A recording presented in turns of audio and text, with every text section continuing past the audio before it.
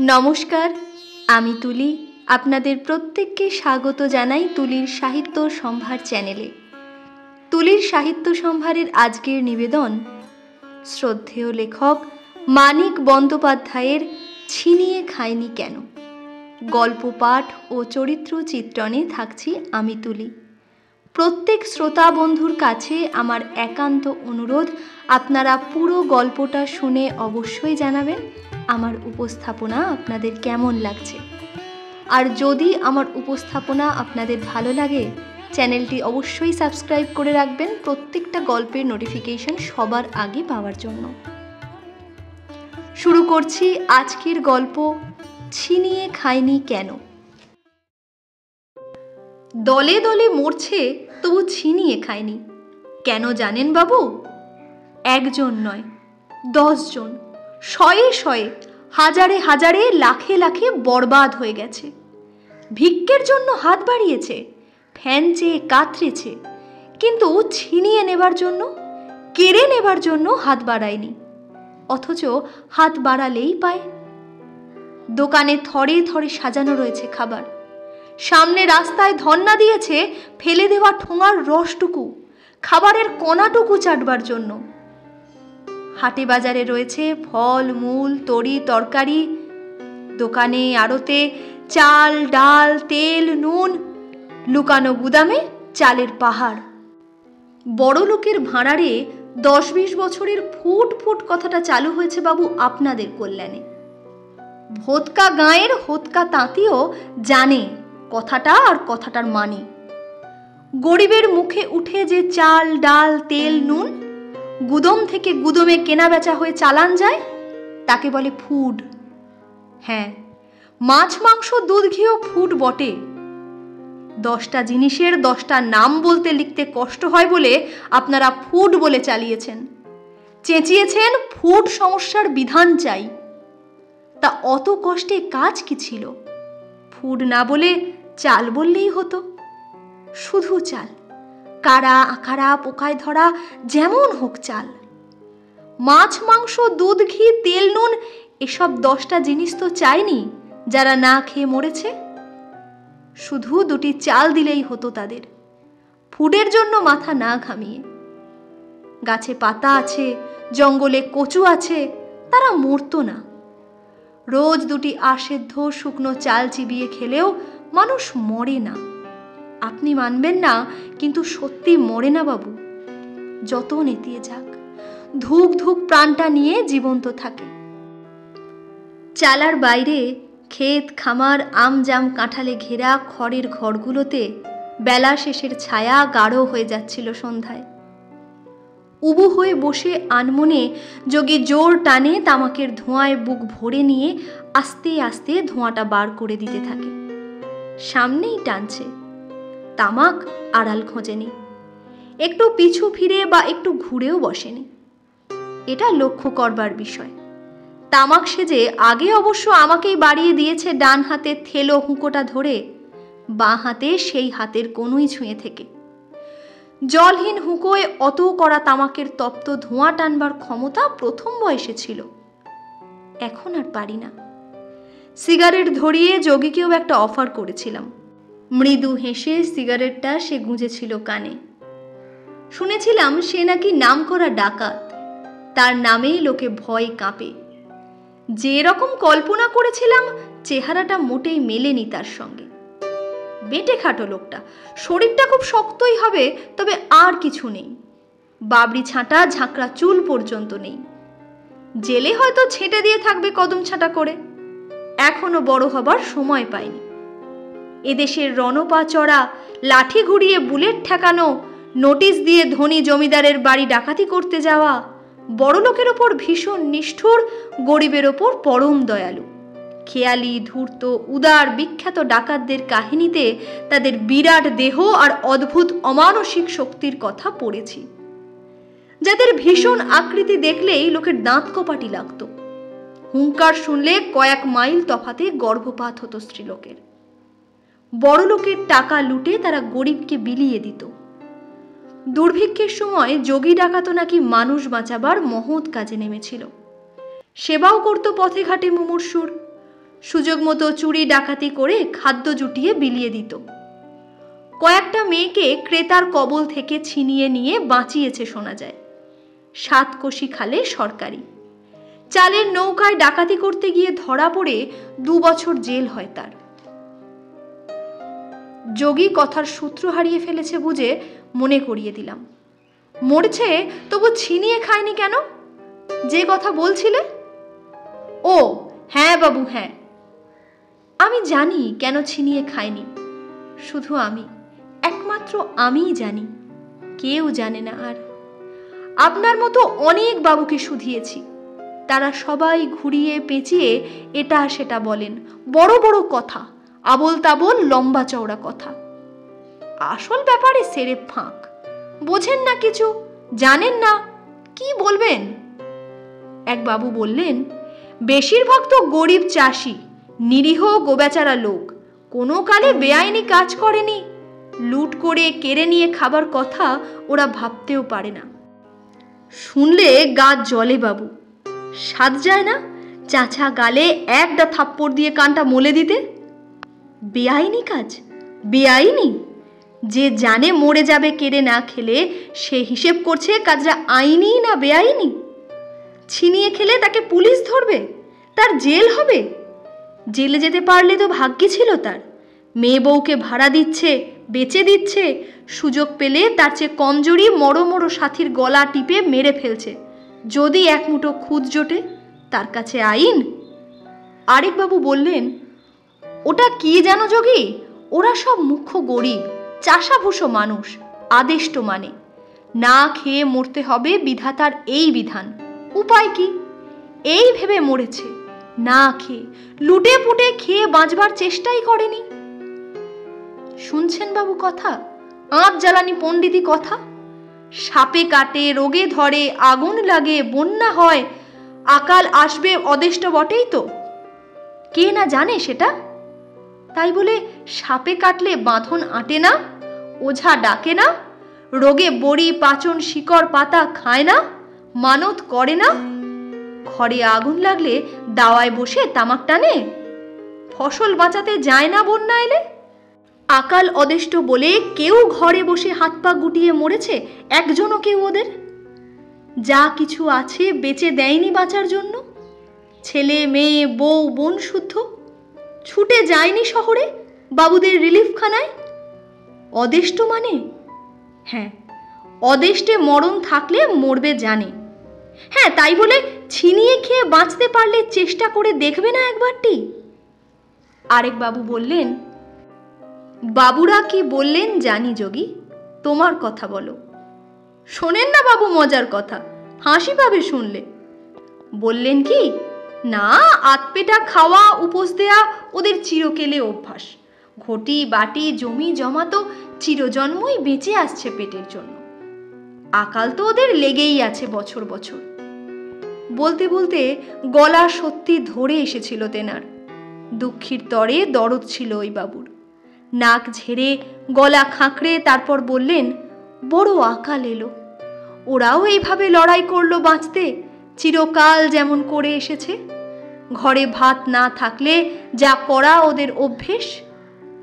আমি বললাম, তা নয় বুঝলুম বাবু, না খাওয়াটা ওদের অভ্যেস ছিল, কিন্তু মরাটাও কি অভ্যেস ছিল বাবু? যোগী হা হা করে হাসিতে ফেটে পড়ে। বুঝতে পারি অনেকবার অনেককে শোনালেও এই পুরনো মর্মান্তিক রসিকতার রস তার কাছে জোলো হয়নি। বললাম, ধরুন একটা দোকান, তাতে কিছু চাল আছে, লোক মোটে 2 কি 3টে দোকানে, 7 দিন উপোস দিয়ে আছে 1 কুড়ি 1.5 কুড়ি লোক। জানে যে চাল কটা পেলে বাঁচবে, নয়তো মৃত্যু নিশ্চয়। অত সব নয়, নাই জানলে পেটে তো খিদে ডাকছে। হানা দিয়ে চাল কটা ছিনিয়ে নিলে ঠেকাবার কেউ নেই। তা না করে ফেউ ফেউ করে শুধু ভিক্ষে চাইল কেন ওরা? দোকানে দূর দূর করে খেদিয়ে দিতে আবার গেল কেন অন্য জায়গায় ভিক্ষা চাইতে? এমন কত দেখেছি, সহজে ছিনিয়ে নেবার খাসা সুযোগ, কিন্তু ছিনিয়ে না নিয়ে বিনিয়ে বিনিয়ে দয়া চেয়েছে, না পেয়ে মরেছে। বাবু আমতা আমতা করে একটাই জবাব দিলেন, সেই অভ্যাসের কথা। 10 জনে মিলে দল বেঁধে লুট করতে কি ওরা জানতো না কথাটা ভাবতে পেরেছে? খুদ কুঁড়ো নিয়ে বরং মারামারি করেছে নিজেদের মধ্যে। আসল কথাটার জবাব নেই। জানলে তো বলবেন, জবাবটা আমি জানি, শুধু আমি, আর কেউ জানে না। তবে বলি শুনুন। ডাকতেছ? ঘরের ভিতরে অন্ধকার হয়ে এসেছে। একটি প্রদীপ জ্বলতে সেদিকে নজর পড়েছিল। প্রদীপটি হাতে নিয়ে বেরিয়ে এলো কালো পেরে কোড়া শাড়ি পরা ঢ্যাঙা একটি যুবতী। মনে হলো যোগীর উদ্ধার করা মেয়েদের একজন নয় তো। তারপরেই খেয়াল হলো যোগী প্রায় 2 বছর জেলে কাটিয়ে মোটে মাস 3-4 আগে জেল থেকে বেরিয়েছে। তামাক দে। প্রদীপটা চৌকাঠে বসিয়ে দিয়ে সে তামাক সাজতে গেল। আমার পরিবার, যোগী বলল, হারিয়ে গেছিল। জেল থেকে বেরিয়ে 1 মাস 1.5 মাস ধরে খুঁজে খুঁজে বার করেছি সদরে। ব্যাপারটার ইঙ্গিত বুঝে চুপ করে রইলাম। বাইরে দিনের আলো নিভে গিয়ে প্রায় গোটা চাঁদটার জোছনা তখন স্পষ্ট হয়ে উঠেছে। যা বলছিলাম বাবু, সর্বনাশা দিনগুলোর কথা জানেন তো সব, নিজের চোখে দেখেছেন সব, আপনাকে বলতে হবে না বর্ণনা করে। আমি তখন হক চকিয়ে গেছি। না খেয়ে তো পথে ঘাটে মরছে দেখে মনে বড় কষ্ট, আর গায়ে জ্বালা, ভীষণ জ্বালা। শাহ জোদ্দার, নন্দ আড়তদার, সরকারি কর্তা করিম সাহেব, পুলিন বাবু, এদের কাণ্ড কারখানা দেখে এলাম। কলকাতা গিয়ে পর্যন্ত কাটিয়ে এলাম 7 দিন। 7 দিন রাস্তায় রাস্তায় ঘুরে ঘুরে। বুঝি না ব্যাপারটা কিছু। যত ভাবেই মাথা গুলিয়ে যায়। অন্যের তো অভাব কিছু নেই, এত লোকে মরে কেন ছিনিয়ে না খেয়ে? গরু ছাগল তো মাঠে ঘাস না পেলে খেতে ঢোকে, মার খেয়েও নড়তে চায় না সহজে। বাগানে ফুল গাছ খায়, ঘরের চালা থেকে খড় টেনে নেয়। এগুলো মানুষ হয়ে করছে কি? ধান চাল লুট করি 2-1 জায়গায়, বিলিয়ে দিয়ে এদিক ওদিক। মন মানে না। একা আমি 2-4 জনকে নিয়ে লুটে পুটে কটাকে খাওয়াবো? বাঁধা দল আমার ছিল না বাবু কোনো কালে। পেশাদার ডাকাত আমি নইকো। যাই বলুক লোকে, আর পুলিশে আমার নামে অকথা কুকথা যাই বলুক, আপনার কাছে লুকাবো না। মাঝে দল গড়ে হানা দিয়ে লুট করেছি, টাকা পয়সা গয়নাগাটি মারধরও করেছি, কিন্তু মানুষ একটা মারিনি বাপের জন্মে, বাপ যদি জন্ম দিয়ে থাকে মুখে। কাজ ফতে করে দল ভেঙে দিয়েছি ফের। টাকা পয়সার বদলিতে ধান চাল লুটের জন্য দল একটা গড়তে চাইলাম। শ্যাঙাতরা কেউ শিকার গেল না 2 জন ছাড়া। ডাকাতি করব সোনা দানার বদলে ধান চালের জন্য, তাও আবার বিলিয়ে দেব? শুনে ওরা ভাবলো হয় মাথাটা মোর বিগড়ে গেছে একদম, নয় তামাশা করছি ওদের সাথে। 2 জন যারা এলো তারা ছোকরা বয়সী, ওস্তাদ বলে মুখে মানত। 2 জনকে দিয়ে মোটা দাও কি মারবো বলুন? চুকছাক 2-10 মন চাল তো পেলে কেড়ে নিই, বিলোতে গিয়ে শুরু করতে না করতেই ফুরিয়ে যায়। দেশ জুড়ে সবার পেটের চামড়া চামচিকে কজনকে দেব আমি? ভাবলাম দুধ তোর, এ শখের কেদানি দেখিয়ে আর কাজ নেই। মোর 2 মুঠো বালির বাঁধে কি এই মড়কের বন্যা ঠেকানো যাবে? তার চেয়ে এক কাজ করি, তবে হয়তো ফল হবে কিছুটা। না খেয়ে মরছে যারা, তাদের শেখাতে হবে ছিনিয়ে খেয়ে বাঁচতে। নিজের পেট ভরাবার ব্যবস্থা যদি ওরা নিজেই না করতে পারে, আমার গরজ কি? না, কি বলেন বাবু?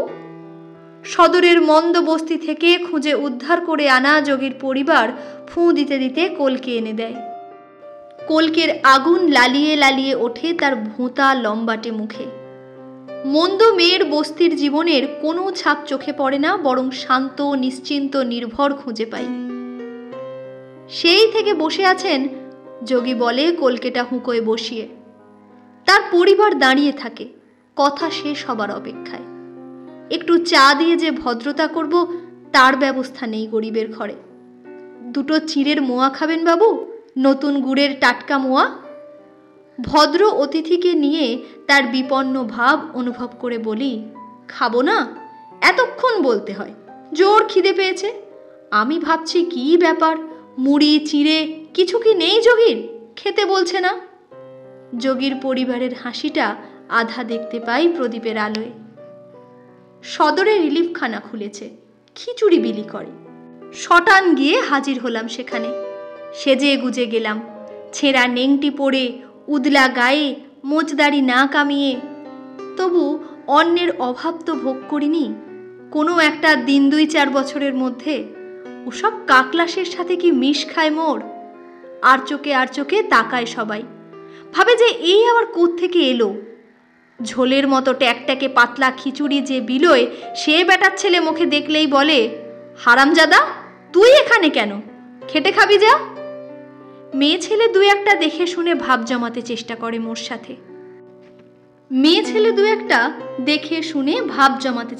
মোর সাথে। ভাবে যে মোর বুঝি সঙ্গতি আছে, অন্তত 2-4 বেলা খাবার। চুপি চুপি শার্ট গায়ে দিয়ে ধুতি পরে শহরে ঢুকতে বেরোবার সময় হয়তোবা দেখে ফেলতে পারে। কান্না পেত বাবু মেয়ে ছেলে কটার রকম দেখে। মেয়ে ছেলে, হাড়ে জড়ানো সিটে চামড়া, তাতে ঘা পেঁচড়া, আধ ওঠা চুলের জট খ্যাপার মতো চুলকোচ্ছে উকুনের কামড়ে।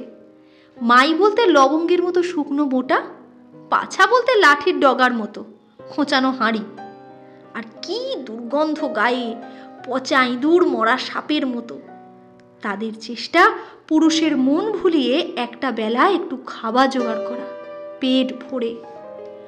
যোগী গুম খেয়ে থাকে যতক্ষণ না তার পরিবার ডালায় 8-10টা চিরার মোয়া আর ছোটখাটো নৈবেদ্যের মতো নারকেলের নাড়ু সাজিয়ে এনে আমার সামনে ধরে। পরিবারটিও তার রোগা ঢেঙা ছিপছিপে তবে সুস্থ। কোরা কাপড়ের ভাঁজে ছোট মাই, আবার সন্তান আসতে চাইলে যা সুধায় ভরে উঠবে অনায়াসে। মারাত্মক গুম খাওয়া ভাবটা কেটে যায় যোগীর। ওর দিকে তাকিয়েই বলে, বাবুকে কি রাক্ষস ঠাউরালি নাকি? 2টো মোয়া, 2টো নাড়ু রেখে তুলে নিয়ে যা সব।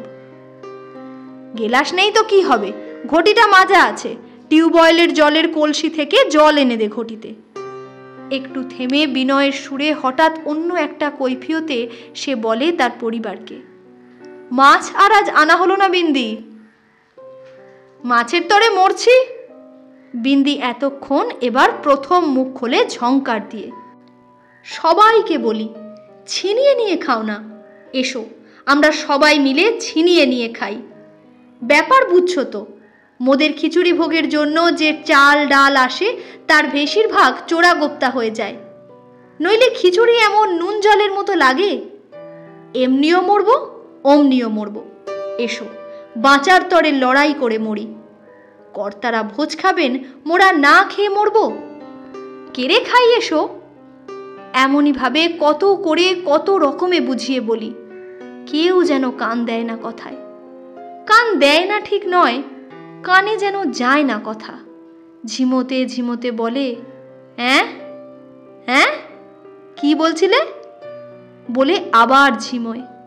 জলো খিচুড়ি এক চুমুকে খাবার খানিক পরে যদি বা কেউ কেউ একটু উৎসাহ দেখায়, একটু জ্বালা জানায় যে সত্যি এত অন্ন থাকতে তারা না খেয়ে মরবে, এ ভারী অন্যায়, বিকেলে তারা নিঝুম হয়ে যায়। রিলিফখানায় শাড়ি দিতে আগু পিছু নিয়ে কামড়া কামড়ি করে। ছোট একটা মগ সেদ্ধ চাল ডালের ঝোলের জন্য ছিনিয়ে নিয়ে। পেট ভরে ডাল ভাত খাবার জন্য কারো উৎসাহ দেখি না। একদিন খবর পেলাম রিলিফখানার জন্য মোটা মতো সরকারি চালান আর একটা এছে একদিন পরে। 7 দিন কেন পুরো আধমাস সত্যিকারের জন্য খিচুড়ি বিলানো চলবে? কিন্তু দেখে শুনে তখন অভিজ্ঞতা জন্মে গেছে বাবু, যত চালান আসুক একটা দিনের বিলানো খিচুড়িও সত্যিকারের খিচুড়ি হবে না। চাল ডাল বেশিরভাগ চলে যাবে চোরা বাজারে। সদরে চেনা জানা লোক ছিল কটা, মানে আর কি, আপনার কাছে আর ঢাক ঢাক গুড়গুড় করবো না। শহরের চোর ছেঁচোর গুন্ডা বজ্জাত চোরাগোপ্তা ছোড়া মারা এই গোছের লোকের সর্দার কজন আর কি। উপরওয়ালাদের সাথে খাতির ছিল ওদের, ওদের ছাড়া চলে না সরকারি বেসরকারি বড় কর্তাদের চোরা কারবার। ওদের একজন একটা ব্যাপারে সাথে ছিল মোর কবছর আগে, বড় বাঁচান বাঁচিয়েছিলাম 2-10 বছরের জেল থেকে। একটু খাতির করলো খানিকটা মাত্র। ওর মারফতে আর 2-4 জনকে জড়ো করে তারাও চিনতো জানতো মোকে। চাল চেলে ভাওতা মেরে কাণ্ড করিয়ে দিলাম একটা রেলের স্টেশনে। চারদিকে হইচই পড়ে গেল। চালানি চাল ডাল সব গেল রিলিফ খানার গুদামে। শেষ বস্তাটিও। বললে না পিত্তয় যাবেন বাবু। পুরো 4টে দিন ঘন খিচুড়ির সাথে একটা করে আলু সেদ্ধ খেলো ভিখারির দলের সবাই। আর্ধেক লোককে দিতে না দিতে ফুরিয়ে গেল না খিচুড়ি। কেউ বললে না ধমক দিয়ে, ওবেলা আসিস, এখন ভাগ শালার বেটা শালা। আর এটাই আসল কথা, মন দিয়ে শোনেন বাবু। ছিনিয়ে খেয়ে বাঁচবার কথা যারা কেউ কানে তোলেনি, 2 দিন 2 বেলা 1 মগ চাল ডাল আর একটা করে আলু সেদ্ধ খেয়ে সকলে কান পেতে শুনতে লাগলো আমার কথা। সায় দিতে লাগলো যে এই ঠিক, এছাড়া বাঁচবার উপায় নেই। মুখের গ্রাস নিয়ে ছিনিমিনি খেলছে বজ্জাতরা। কেড়ে নিতে হবে সব, পেটে পুড়ে খেয়ে বাঁচতে হবে 2 বেলা। আমি যা বলি সবাই সায় দিয়ে তাই বলে। ব্যাপারটা বুঝে উঠতে পারি না, মাথা গুলিয়ে যায়। পরদিন যেন উৎসাহ আরও বেড়ে যায়। পরের দিন তাদেরই কজন আমার কাছে এসে বলে যে তারা গুদম থেকে চাল ডাল ছিনিয়ে নিতে রাজি, নিজেরা বেঁধে বেড়ে খাবে। আমি একদিন জপাচ্ছি তাদের আমাকে ঠিকঠাক করে চালাতে হবে, কখন কিভাবে কোথায় কি করতে হবে, গুদম থেকে মাল পত্তর সব লুটপাট করে নিতে হলে। কি বোকামিটাই করলাম সেদিন বাবু। ভাবলাম কি এমন আবোল তাবোল ভাবে নয়। মাঝে মাঝে 3 বন্দুকওয়ালা জমিদারের বাড়ি হানা দেবার আগে যেমন ভাবে দল গড়েছি, শিখিয়ে পড়িয়ে তালিম দিয়ে, তেমনি ভাবে এদের গড়ে তুলব। টাকা পয়সা লুটতে নয়, ছিনিয়ে খেয়ে বাঁচবার কায়দায়। এই না ভেবে পিছিয়ে দিলাম সবাইকে নিয়ে যাওয়াটা কদিনের জন্য। কিন্তু রাতারাতি মিলিটারি লরিতে চালান হয়ে গেল রিলিফখানার গুদমের আর্ধেক মাল। পরদিন সেই রং করা জলো খিচুড়ি। তাতে যেন জোর বেড়েছে বলে মনে হলো সকলের, দল বেঁধে ছিনিয়ে খাওয়ার স্বাদটার। মোকে ঘিরে ধরে সদেরেক মাগি মদ্য বলতে লাগলো, চলো না যাই, ছিনিয়ে আনি ধান চাল। বাচ্চাগুলো পর্যন্ত তড়পাতে লাগলো। বৈকুণ্ঠ সার গুদামে কম করে 3000 মণ চাল আছে জানতাম। চালান দেবার ব্যাপারে কর্তাদের সাথে ভাগ বাটোয়ারার মীমাংসা না হওয়ায় ব্যাটার গুদমে মাল শুধু জমছিল মাসখানেক। গুদমটার হদিশ টদিশ নিয়ে কালক্ষণ সুযোগ ঠাউর করতে 2 দিন কেটে গেল। যখন বললাম কিভাবে কি মতলব করেছি, সার গুদমের জমানো অন্ন ছিনিয়ে নেবার, তেমন যেন সাড়া এলো না সবার কাছ থেকে। শুধু তাদের নয়, চারদিকের কম করে 1000টা ভুয়া মেয়ে পুরুষ বাচ্চা কাচ্চাদের বাঁচাবার উপায় হবে বললাম। সায় এলো কেমন মন বড়া ঝিমানো মতন। পরদিন কেউ যেন কান দিল না আমার কথায়। জলো খিচুড়ি বাগাবার ভাবনায় সবাই যেন ফের আবার মশগুল হয়ে গেছে।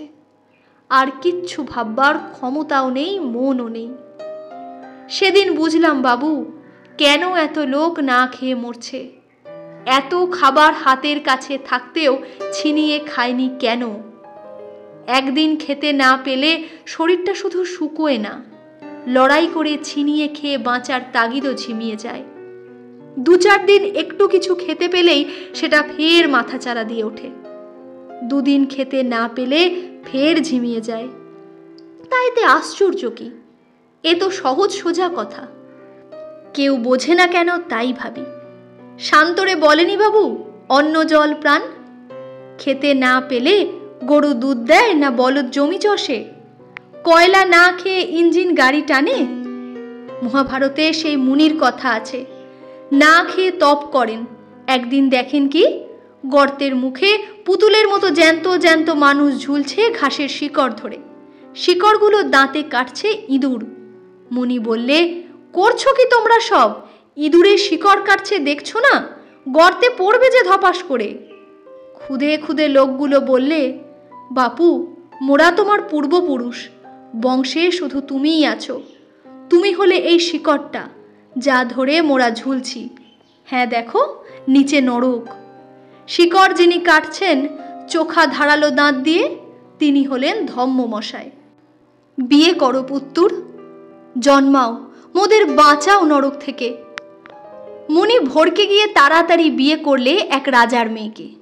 রাজভোগ খেয়ে পুষ্ট মেয়ে চটপট ছেলে হবে, পূর্বপুরুষ উদ্ধার পাবে। বছর কাটে 2-3টে, গর্ভ হয় না রাজার মেয়ের। মুনি চোটে বলে, এ কি কাণ্ড বলো তো বউ, তুমি বাজা নাকি? রাজার মেয়ে বলে ঝংকার দিয়ে, লজ্জা করে না বলতে? উপোস করে শুকনো কাঠি হয়ে উনি বনে গিয়ে তপস্যা করবেন, এক রাত্রির খেয়ে শুতে বসবাস করতে পারবেন না বিয়ে করা বউয়ের সাথে। ফের বলবেন যে ছেলে হয় না কেন বউ, তুমি বাজা নাকি? লজ্জা করে না? না খেয়ে নিজে বাজা হয়েছ, শক্তি নেই, ক্ষমতা নেই, বউকে বাজা বলতে লজ্জা করে না?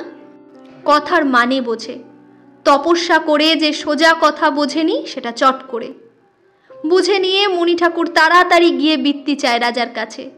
দুধ, ঘি, লুচি, মাংস, পোলাও, কালিয়া খায় পেট ভরে, যত খেতে পারে। বললে না পিত্তয় যাবেন বাবু, 1 বছরে ছেলে বিয়ে মুনির বউ। রাত হয়নি, যেতে হবে না বাবুকে 1.5 কোষ পথ?